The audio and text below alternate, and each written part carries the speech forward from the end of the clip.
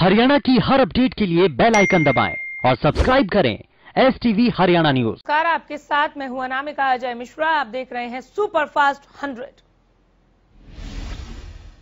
प्रधानमंत्री नरेंद्र मोदी विश्व जल दिवस के मौके पर वीडियो कॉन्फ्रेंसिंग के माध्यम से जल शक्ति अभियान का शुभारंभ करेंगे। इस अभियान को जल शक्ति अभियान कैच द रेन नाम दिया गया है। इससे उत्तर प्रदेश और मध्य प्रदेश के कई जिलों को सूखे से राहत मिलेगी। आज पीएम की उपस्थिति में केंद्रीय जल शक्ति मंत्रालय मध्य प्रदेश के मुख्यमंत्री और उत्तर प्रदेश के मुख्यमंत्री के बीच केन बेतवा लिंक प्रोजेक्ट को लागू करने के लिए एक समझौते पर हस्ताक्षर होंगे। यह अभियान ग्रामीण और शहरी दोनों क्षेत्रों में चलाया जाएगा। इसका उद्देश्य बारिश के पानी का संचय करना है। जम्मू कश्मीर के शोपिया में हुई मुठभेड़ में सुरक्षा बलों ने 2 आतंकियों को मार गिराया है। शोपिया के मनिहाल में 2 आतंकियों को मुठभेड़ में ढेर कर दिया गया। कश्मीर जोन की पुलिस ने बताया कि मारे गए आतंकियों की अभी पहचान नहीं हो पाई है। बता दें कि पिछले सप्ताह शोपिया के रावलपुरा में सुरक्षा बलों के साथ मुठभेड़ में जैश कमांडर सज्जाद अफगानी मारा गया था। दिल्ली में उपराज्यपाल को सर्वशक्तिमान बनाने वाले बिल पर आज लोकसभा की मुहर लग सकती है। सरकार ने इससे संबंधित दिल्ली राष्ट्रीय राजधानी राज्य क्षेत्र शासन संशोधन बिल को पारित कराने के लिए आज इसे पेश कराने का फैसला लिया है।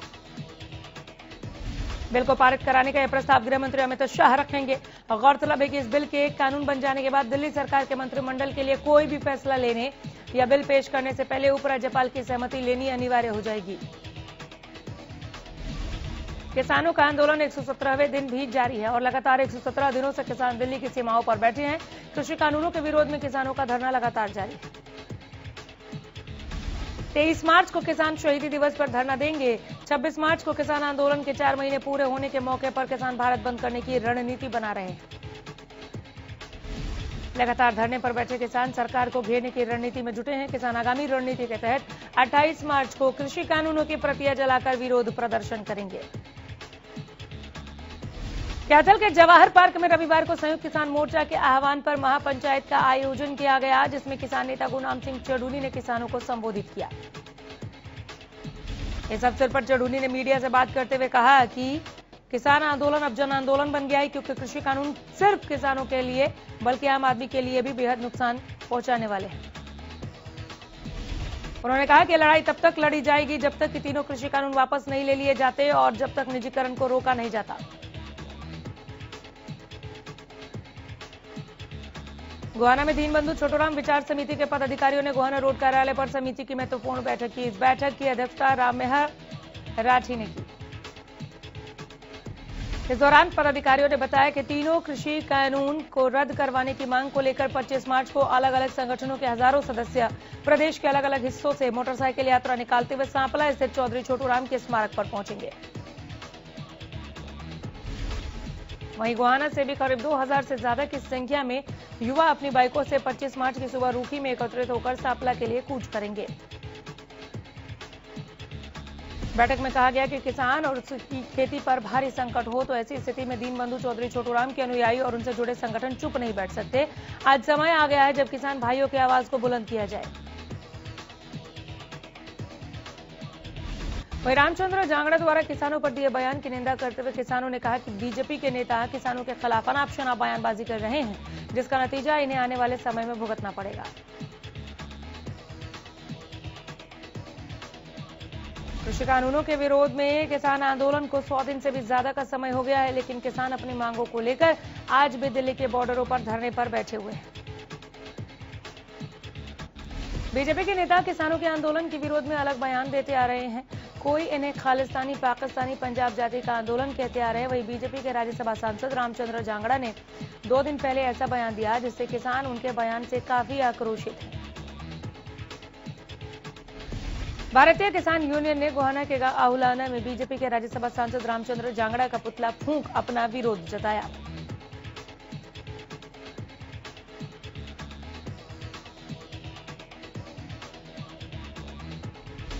रामचंद्र जांगड़ा ने किसानों को आंदोलन में फ्री की रोटी खाने और आंदोलन में हिस्सा लेने वालों को किसान नहीं कांग्रेस का लोग बताया था। विधानसभा में अविश्वास प्रस्ताव में किसानों के समर्थन में वोट न करने वाले नेताओं का संयुक्त किसान मोर्चा की ओर से विरोध करने के फैसले के बाद उकलाना की श्री कृष्ण गौशाला में आयोजित कार्यक्रम में जेजेपी विधायक जोगीराम मुख्य अतिथि के तौर पर आने वाले थे, लेकिन किसानों ने काले झंडे दिखाने का ऐलान किया तो कार्यक्रम में नहीं पहुंचे। किसान कृष्ण गौशाला के कार्यक्रम के सामने किसान काले झंडे लेकर पहुंचे और उन्होंने कहा कि अगर बरवाला से विधायक जोगीराम कार्यक्रम में पहुंचे तो उनका काले झंडे दिखाकर विरोध किया जाएगा, लेकिन किसानों के विरोध के चलते जोगीराम सिंह कार्यक्रम में नहीं पहुंचे। ढांसा बॉर्डर पर भी किसानों ने बीजेपी सांसद रामचंद्र जांगड़ा का पुतला फूंका। इस दौरान किसानों ने सरकार के खिलाफ जमकर नारेबाजी की।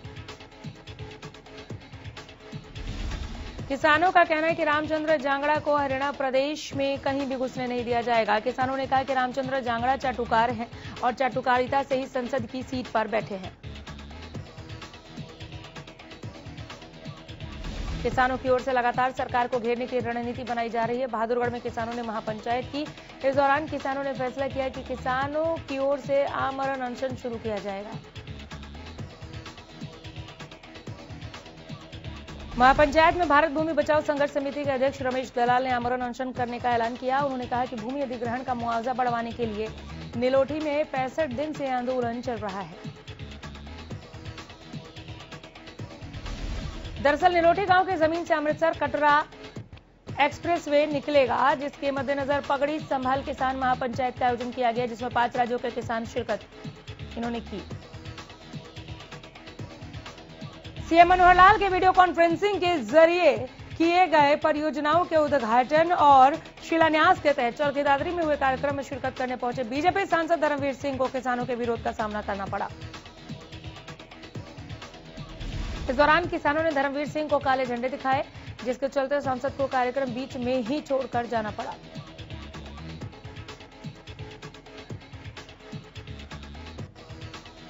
किसानों की ओर से लगातार जारी आंदोलन को लेकर भारत भूमि बचाओ संघर्ष समिति के अध्यक्ष रमेश दलाल ने कहा कि हरियाणा सरकार का नया कृषि कानून आम आदमी के मौलिक अधिकारों का हनन है। प्रदेश में लगातार कोरोना के केस बढ़ रहे हैं। 24 घंटे में कोरोना के 867 नए मामले सामने आए। इसी के साथ 24 घंटे में 5 लोगों की कोरोना के कारण मौत हो गई। प्रदेश में अब तक कुल 3098 लोगों की मौत हो चुकी है। वहीं अंबाला, करनाल, पंचकुला में एक मौत हो चुकी है।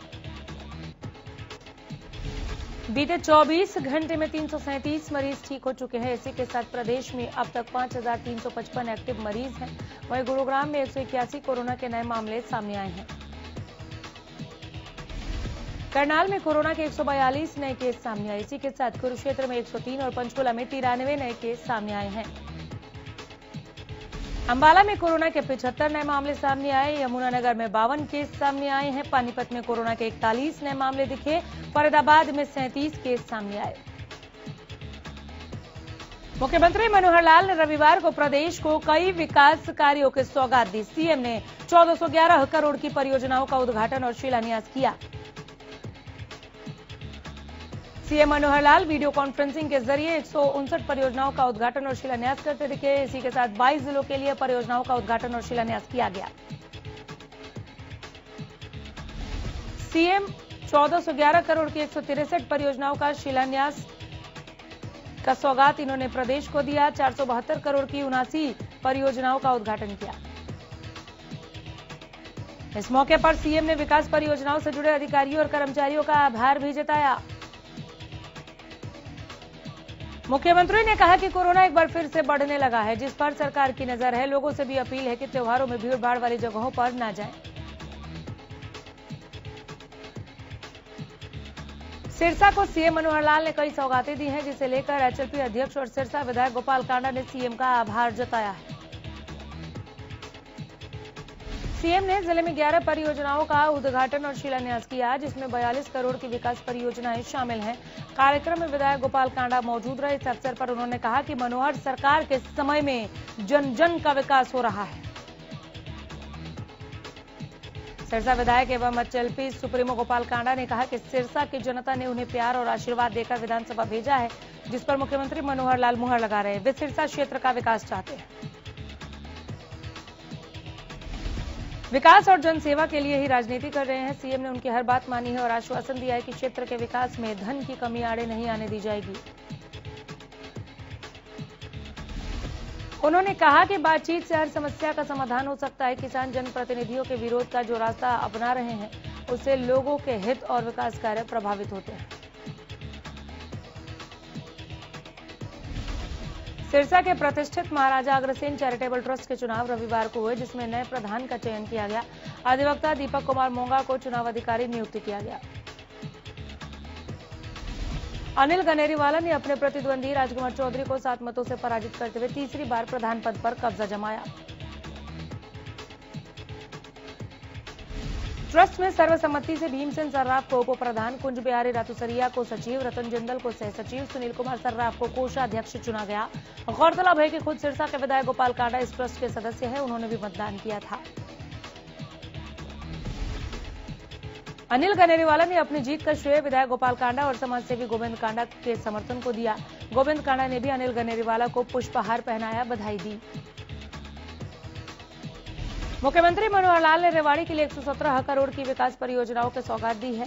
इस पर सहकारिता मंत्री डॉक्टर बनवारी लाल ने सीएम का आभार जताते हुए कहा कि मुख्यमंत्री ने बगैर किसी भेदभाव और प्रदेश का चहुमुखी विकास किया है। कहा कि पिछली सरकारों ने दक्षिण हरियाणा को विकास की राह से अलग रखा। सहकारिता मंत्री ने कहा कि रेवाड़ी में एम्स निर्माण को जल्द अमली जामा पहनाया जाएगा, क्योंकि माजरा गांव में बनने वाले एम्स को लेकर सरकार और किसानों के बीच सहमति बन चुकी है। मुख्यमंत्री मनोहर लाल ने रविवार को प्रदेश पर सौगातों की बारिश की। इसी क्रम में गुरुग्राम जिला में 72 करोड़ रुपए से ज्यादा की 5 परियोजनाओं की सौगात दी है। इनमें 50 लाख रुपए की लागत से CSR के तहत बनाया गया किसान ट्रेनिंग हॉस्टल का उद्घाटन शामिल है। 663.25 लाख रुपए की लागत से पटौदी क्षेत्र के गांव मुसैदपुर में बनाई गई ITI संस्थान का उद्घाटन। 1100 लाख रुपए की लागत से मानेसर के सेक्टर 1 में बनाया गया कम्युनिटी का उद्घाटन किया गया। इस मौके पर केंद्रीय मंत्री राव इंद्रजीत सिंह अपने दिल्ली निवास से समारोह से ऑनलाइन जुड़े। उन्होंने कोविड काल में विकास परियोजनाओं का लोकार्पण और शिलान्यास ऑनलाइन करने पर राज्य सरकार का आभार जताया। प्रदेश के कृषि मंत्री जेपी दलाल ने सीएम के ऑनलाइन समारोह के तहत भिवानी में अलग अलग परियोजनाओं का शुभारंभ किया। इस दौरान कृषि मंत्री ने जिला स्तर पर उद्घाटन और शिलान्यास समारोह का आयोजन किया। कार्यक्रम के तहत भिवानी जिले को करीब 10 करोड़ की 6 सड़कें मिली हैं। कृषि मंत्री जेपी दलाल ने कहा कि इस साल पानी का भयंकर संकट है और 3 महीने हमारे लिए चैलेंज के हैं। ऐसे में पानी के प्रति जागरूक रहकर और बचत करके इस संकट से पार पाना है। कृषि मंत्री ने कहा कि सीएम मनोहर लाल को प्रदेश के विकास की धुन चढ़ी है, जो सभी जिलों का समान विकास कर रहे हैं। इस दौरान उन्होंने पानी की कमी पर कहा कि इस साल पानी का जबरदस्त संकट है, ऐसे में पानी बचाना जरूरी है। उन्होंने अधिकारियों को सभी को पीने के पानी उपलब्ध कराने के निर्देश दिए। वहीं फसलों की खरीद को लेकर जेपी दलाल ने कहा कि 1 अप्रैल से गेहूं और सरसों की खरीद होगी। उन्होंने कहा कि इस साल सरसों MSP से ऊपर बिक रही है। उन्होंने कहा कि वो किसानों के हर हाल में खुशहाली चाहते हैं, क्योंकि किसानों की खुशहाली में ही देश और प्रदेश की खुशहाली है। डिप्टी सीएम दुष्यंत चौटाला ने फरीदाबाद के नरियाला में होली मिलन समारोह में शिरकत की। इस दौरान कृषि कानूनों को लेकर किसानों के विरोध पर दुष्यंत चौटाला ने कहा कि जब किसान की फसल मंडी में जाएगी और उनका एक एक दाना खरीदा जाएगा, तब अपने आप किसान समझ जाएंगे, विरोध करना छोड़ देंगे। दुष्यंत चौटाला ने कहा कि पिछले साल लगभग 7.5 लाख क्विंटल सरसों की खरीद MSP पर की गई थी। इस बार किसानों को MSP से भी ज्यादा दाम मिल रहे हैं।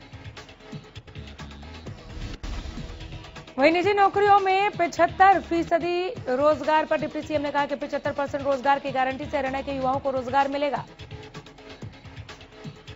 डिप्टी सीएम ने कहा कि सरकार की तरफ से तमाम इंडस्ट्री के लोगों से बात करने के बाद कानून लाया गया था। सरकार अब स्किल्ड यूथ तैयार करेगी ताकि किसी इंडस्ट्री में कोई समस्या न आए। महिला जिहाद पर कानून बनाने को लेकर दुष्यंत चौटाला ने कहा कि विधानसभा में इस नाम पर कोई कानून नहीं लाया गया, लेकिन अगर जबरदस्ती कोई धर्म परिवर्तन कराता है तो उसे लेकर कानून बनना चाहिए। संविधान में भी बदलाव होने चाहिए। होडल पहुंचे प्रदेश के डिप्टी सीएम दुष्यंत चौटाला ने किसानों के विरोध पर बोलते हुए कहा कि 1 अप्रैल से अनाज मंडी में न्यूनतम समर्थन मूल्य पर किसान की फसल की खरीद शुरू हो जाएगी। 24 घंटे के अंदर फसल का भुगतान हो जाएगा। दुष्यंत चौटाला ने कहा कि बगैर आड़ती के मंडी से फसल नहीं खरीदी जा सकती। वहीं किसानों के विरोध पर बोलते हुए दुष्यंत चौटाला ने कहा कि विपक्ष किसानों को बहकाने में लगा है। उन्होंने कहा कि जो काम भूपेंद्र सिंह हुड्डा और ओम प्रकाश चौटाला नहीं कर सके वो काम अभय चौटाला ने कर दिखाया। विरोध के चलते आज इनेलो और कांग्रेस कार्यकर्ता दोनों कोनों पर खड़े हुए। बुढ़ापा पेंशन पर बोलते हुए दुष्यंत चौटाला ने कहा कि प्रदेश की बीजेपी जेजेपी सरकार ने 1.25 साल में बुढ़ापा पेंशन में 500 रुपए की बढ़ोतरी की है और आगे भी बढ़ाई जाएगी। सीएम ने प्रदेश के लगभग सभी जिलों को करोड़ों रुपए की सौगात दी। विकास परियोजनाओं की सौगात को कांग्रेस के पूर्व गृह राज्य मंत्री सुभाष बत्रा ने ढकोसला करार दिया। उन्होंने कहा कि कर्ज लेकर सरकार विकास का ढिंढोरा पीट रही है। सिरसा में रविवार को सामाजिक जागरूकता के लिए एक साइकिल मैराथन का आयोजन किया गया। कार्यक्रम में युवाओं को नशे के खिलाफ लड़ने का भी संदेश दिया गया। गोल्ड जिम के तत्वाधान में आयोजित इस मैराथन का आगाज पुलिस अधीक्षक भूपेंद्र सिंह ने किया। इस कार्यक्रम में लोकहित स्टूडेंट ऑर्गेनाइजेशन के अध्यक्ष धवल कांडा और उद्योगपति मनमोहन गोयल ने भी शिरकत की। मैराथन में करीब 300 लोगों ने भाग लिया। इस अवसर पर पुलिस अधीक्षक भूपेंद्र सिंह ने कहा कि सिरसा में पुलिस लगातार सामाजिक जागरूकता का प्रयास कर रही है। वहीं लोकहित स्टूडेंट ऑर्गेनाइजेशन के अध्यक्ष धवल कांडा ने आयोजकों की सराहना की। उधर कार्यक्रम के आयोजक और गोल्ड जिम के संचालक मनोज गोयल ने प्रोग्राम के बारे में जानकारी देते हुए बताया कि इस मैराथन में लोगों ने बढ़ चढ़कर भाग लिया, जिससे बेहतरी का संदेश समाज को गया है। गृह मंत्री अनिल विज ने शनिवार को जनता दरबार लगाकर लोगों की समस्याएं सुनी। इस दौरान गृह मंत्री ने लोगों की कई समस्याओं का समाधान किया, अधिकारियों को निर्देश दिए। जनता दरबार में प्रदेश के कोने कोने से लोग पहुंचे। जनता दरबार के दौरान अनिल विज भी लोगों के साथ ही खुले में बैठे और उनकी समस्याओं को ध्यान से सुना। गृह मंत्री को अपने बीच पाकर वहां पर आए लोगों ने अपनी बातों को खुलकर सामने रखा। चरखी दादरी में बिजली चोरी रोकने गई बिजली निगम की टीम पर कुछ लोगों ने हमला कर दिया। हमले का वीडियो सोशल मीडिया पर वायरल हो रहा है। हमले के दौरान टीम के एएलएम को गंभीर चोटें आई हैं, जिसके बाद उन्हें अस्पताल में भर्ती कराया गया है। हमले के बाद निगम एसडीओ घनश्याम दास ने बौंदकला पुलिस थाना में शिकायत दी। मौके पर पहुंची पुलिस ने हमलावरों के खिलाफ मामला दर्ज किया। पुलिस ने मौके से 3 आरोपियों को गिरफ्तार किया। इस दौरान ग्रामीणों ने पुलिस चौकी में भी बवाल काटा। भिवानी के ढाणा रोड पर एक मकान में युवक का शव फंदे से लटका मिला, जिससे पूरे इलाके में सनसनी फैल गई। सूचना पाकर मौके पर पहुंची पुलिस ने शव को कब्जे में लेकर आगे की जांच शुरू कर दी है।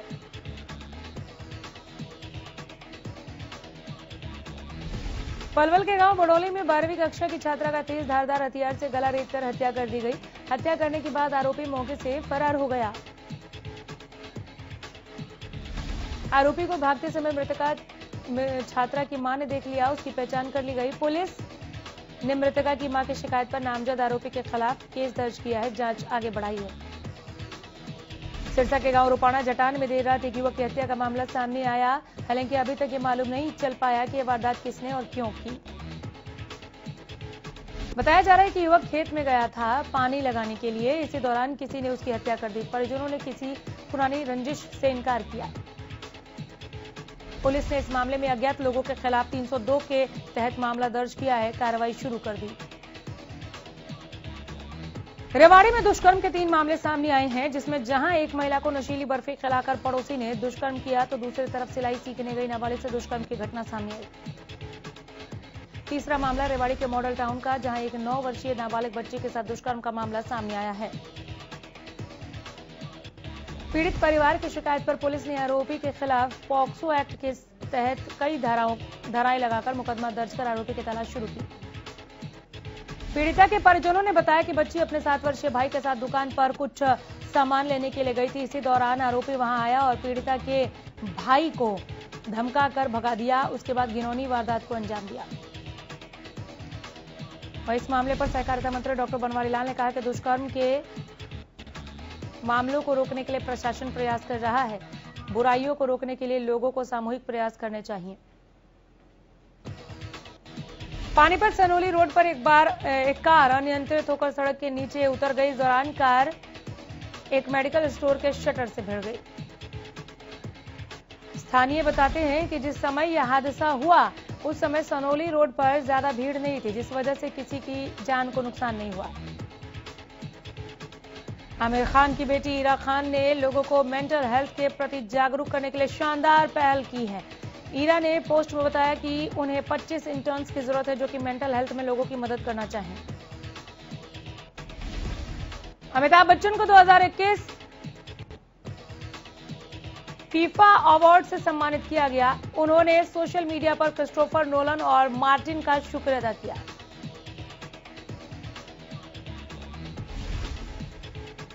रिप्ड जीन्स पर अब ताहिरा कश्यप ने भी प्रतिक्रिया दी है।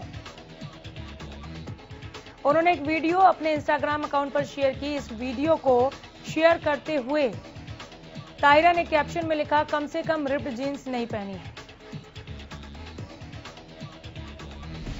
एक्ट्रेस रुबीना दिलायक एक बार फिर टीवी शो शक्ति अस्तित्व के एहसास की पर लौट रही हैं, जिसका नया प्रोमो सोशल मीडिया पर धूम मचा रहा है।